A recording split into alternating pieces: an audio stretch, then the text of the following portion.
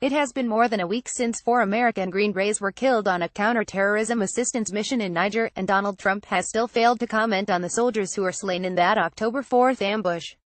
Almost as strange as that silence, or even stranger in some ways, was White House Press Secretary Sarah Huckabee Sanders' statement on the tragedy.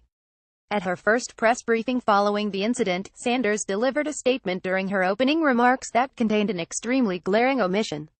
See if you can spot it. Emphasis. Yesterday, 3 U.S. service members and 1 partner nation member were killed while providing assistance to counter-terror operations.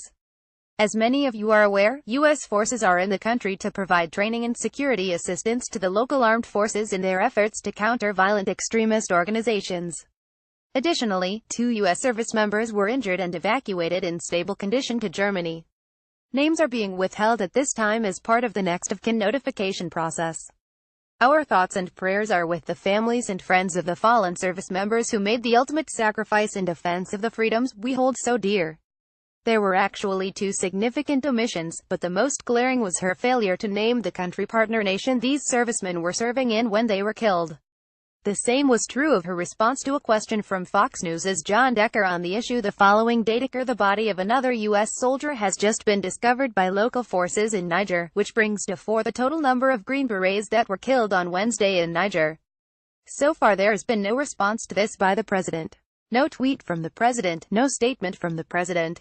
Can we expect some sort of reprisal by the U.S. military in Niger as it relates to what happened on Wednesday? Sanders, I made a statement on behalf of the administration yesterday in the opening. Obviously, anytime one of the members of our great military are injured, wounded, or killed in action, that is certainly something that we take very seriously. Our thoughts and prayers are with those individuals. We're continuing to review and look into this. And as we have more details, we'll certainly let you guys know.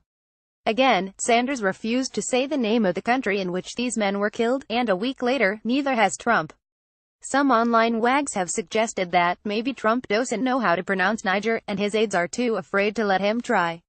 Perhaps more instructive is Sanders' second omission, though.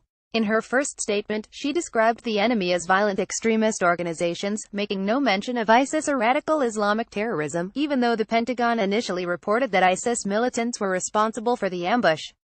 That same day, Trump made remarks bragging about, and taking credit for, progress against ISIS. Disgracefully and unfortunately, it's looking more and more like Trump's silence has as much to do with narcissistic politics as it does with plain old apathy. Watch Trump's October 5th boast about ISIS below. Please note this is a commentary piece. The views and opinions expressed within it are those of the author only and do not necessarily reflect the editorial opinion of IJR.